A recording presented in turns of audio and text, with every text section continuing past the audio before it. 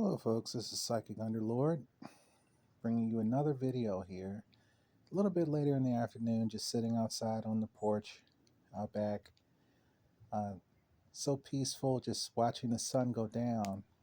And I wanted to give you a video talking about the mechanics of spiritual warfare. I think this is a good primer video for someone who's new to our ritual shop as well as to our YouTube page. PsychicUnderlord.com is our Etsy store, and PsychicUnderlord.net is our YouTube. And I think you've come to our page because most likely either there's a problem or either there's already a progressive pathway that you're on spiritually. And you're wondering, what do I do next? How do I come into my fullness of what I'm supposed to be with so many different videos, so much different information? I don't have enough time to study. I may not have the intellectual capacity to be able to understand all of these things. But if I could understand something that is relevant for me and how attractive it is already to be able to maybe even get something out of it, maybe even come into an understanding of what I can receive through the process of spiritual divining ritual. If this is real or not, I'll discover it. If this can work for me or not, I'll discover it here. Spiritual warfare is something that people encounter when they are on the pathway to something and they feel that there's an internal opposition or an external opposition of people that are disallowing you to be able to progress spiritually, disallowing you to be able to make strides. It could be in a certain industry, it could be at your level of professional um, uh, managerial responsibility. You're unable to progress, you're unable to see the next step in your journey. And it's irritating because you're saying that I'm ready, and I wish that it's if I have the tenacity and I can see it, then I can achieve it. If I can have it, um, it's standing there. Why is it that I cannot have this particular object or um, objective that I'm looking toward? Maybe it's a relationship with a certain person, or to get them to see eye to eye with you. Why is it that I'm in love with this person and they're not in love with me? That's not a fair deal. So it's spiritual opposition. It can come from two sides. It can come from the divine matrix of reality, which continuously brings things into our lives and projects out from inside of us what is there that we are needing to see or needing to be a part of, because it makes sense based upon who I am and where I've been, that this is the reality I recognize. This is the house I understand when I wake up in the morning. This is the job I intend to go to each day because I remember it. So, as they call it hallucinate, which is lucidly believing and investigating. As notice how as we go through life, we're investigating. We don't just go and hop into our car and drive to work and we're unaware of how the car is operating. So as we're driving, we're noticing things. We're noticing that there are potholes here. They're noticing that there's a pothole here today that was not there yesterday. We're noticing that there are more cars on the road, or I'm unable to stop here or there because I don't have time. I thought I had time, but now I don't. But because of the volume of vehicles and traffic out today, I simply don't have time. So these are the components of spiritual warfare. There can be subtle, they can be pronounced. They can be things that you feel and you're so much against these things, or they can be subtle, that so much so that people ignore these things and they build up and build up and build up. And we wonder if that is associated when we become spiritually mature. We go to the most minute things in our life and say, is it because I did this? Did that produce that? And we seek to understand why we're in a position like this, why we're in certain states of suffering. So the divine matrix coming from within us, projecting out of us. And then those things that we make deals with, things that come at us, things that are associated with our being, we make contracts, spiritual contracts with, it could be individuals, it could be locations. We could maybe make allegiance or oaths to certain locations. And then there's ritual placed. We become a part of the ritual.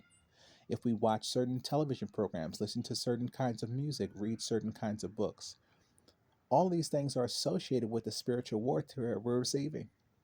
It's not that I can just go to church or ask for a special blessing from the Pope, and all of a sudden I have no karma based upon the deals I've made with all these people that have come into my life, the people I've had sex with, the people that I've pursued that I know I should not have pursued this person but did anyway because of my lack of self worth. So I subjected myself to certain instances that placed me in a spiritual conundrum. So now I'm not only trying to outdo or undo what I've done, I'm also trying to mitigate the future, the possibility of things happening in the future. So I'm shutting myself off. So and by you doing that, you're also recalibrating time, because by you not exposing yourself to certain people, that means that there's less of probability that you'll produce karma that is associated with what has been coming at you through the divine matrix. So you can't undo anything, because now you're in a process where you're shutting yourself off from the world, so you're not able to grow or receive. The spiritual warfare is caused by lack of confrontation, because what you do not confront persists. And if those things persist and they continue to take a spiritual authority over you because you refuse to confront these things, you're going to eventually start to experiencing larger and larger things that affect your life in a negative way because of the lack of spiritual confrontation.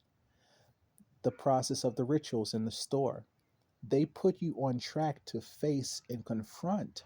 I think a lot of times when people get rituals, a few times I've noticed, is that they instantly become so afraid because they're so backwards and so far away out in the ocean, drifting somewhere, that by the time I put a ritual on them and they can feel it operating, it becomes apparent to them that the spiritual warfare is attempting now to drown them and to drag them out into the middle of the ocean versus allowing them to come into shore and to gather themselves and to sustain themselves. Now the threat comes because of all the things that you've allowed in your life, the relationships. You stayed in a marriage that you knew was a toxic marriage. You stayed at a job you knew was a toxic job. You were not led to the job through the spirit. You did things in the job. You made deals with people on those job that was dishonest, and those deals affected other people's jobs. That affected their other people's income and other people's time. So they had to do different things with their time and create other timelines because of you, because of what you've done.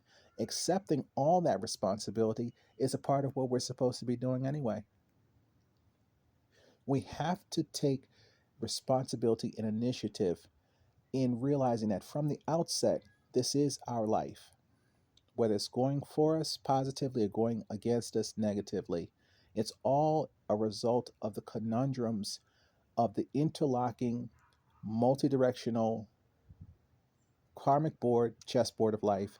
The chessboard is not just black and white squares alternating up and down. The chessboard, those pieces, the black and white parts go up and down. So they literally are not just two dimensional. They actually are three dimensional, because it will, the black or the white will take you up or will take you down. And as you go through and gain access to different sections of the chessboard to get to what you want, you'll find that there are also roundabouts. So you'll be on a white block, and all of a sudden it will turn into a turnabout, and it will turn you in a different direction. So you can choose, you were going north, south, east, or west, but now the direction of that you're going to has changed. So do you now, since it's north, you were going north, now it's turned, the square is turned on its side. So you continue with old north, or do you continue with the new westwardly direction? Do you believe that the chessboard is fixed, and the colors and the pieces and the roundabouts and turnabouts are flexible? Or do you believe it's the whole entire board is changing, shifting to suit your direction? I would say it's the whole thing is changing. So if you continue to go north, even though it has changed direction, it's still north. And at some point, if it's wrong, you'll be corrected. Wait for the correction. You cannot run from the correction. There's no one, not from the top to the bottom. And what we're discovering now is that the people who have been at the top all this time, everyone has been jealous of them. Everyone is saying that they're getting something that they should not have received. And now, through the divine process of the ascension, these individuals are now releasing their grip on everything because their hands can no longer hold wealth. Their hands can no longer hold the power and the reins of success. So they're literally being deflowered before you. And they're the ones that have to sit back and suffer and think about, how do I manage when everything is going downhill for me and I can't create new karmic deals, and I'm still in a situation where I have outstanding business to produce and I no longer have the reputation or the relationships or the skill set to be able to do what I once did, because now nobody wants it because nobody wants me. Does that person turn around and say it's the end of their life? Sometimes they do. So sitting back wondering why other people have stuff is the wrong notion to have. Realize that you have exactly what you have as a result of what you've done, what you produced through your production, what has come back at you, and how you responded to that has created new information that you received once more into your being and have gone through the circle, the circular process of putting out, of seed time and the harvest that's coming at you. How do you negotiate the harvest? Do you eat all the seed, or do you take the seed that is coming at you and figure out how to plant those to create a good harvest? You know how many people, most people don't have a concept of that. They don't have a concept of how to reinvest their time in people, how to reinvest their resources into situations to create flourishing things instead of things that die. It's a process of learning. The spiritual warfare, if you don't face the conflict and you don't take the territory, you don't gain the authority. Through the divining rituals through psychic.underlord.com, you gain the authority because the confrontation is built in. You're going to face some things in order to get what you want to purchase. You purchased the possibility to do amazing things, amazing feelings, amazing concepts that you felt that were finally yours. But don't discount the fact that there may be confrontation involved that make you uncomfortable, yet you will survive through it and you will gain those things spiritually in order to refine your path toward the ritual outcome. It's important to make notes in your ritual agenda folders when you buy a ritual, what it involves, and what you notice about the changes happening in your life as you move forward. Don't get tired of the simple things and say, I'll just wait till it happens. I'll just put it to the side. You want to be able to, the more you focus on that ritual agenda folder, the more you'll notice that things have shifted. Your strength, your tenacity, your ability to understand and communicate with people, the outcomes, potential promotions, potential changes that occur within your household or within your life. This is what we have to live with every day of our life, is which is ourself.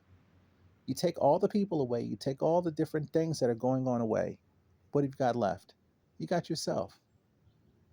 Facing yourself and facing these confrontations is going to bring about a completely transformative, beautiful experience as long as you're willing to go forward through the process instead of allow the process to drag you.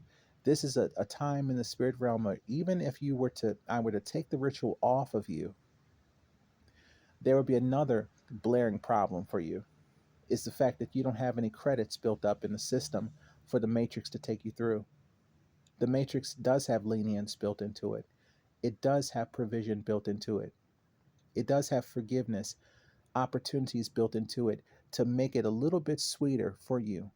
Or either you can resist it and continue to be dragged through it and become one of these people that's running from themselves. You don't want to do that. So as the sun sets, make a renewed commitment that the spiritual warfare you're experiencing right now is only temporary.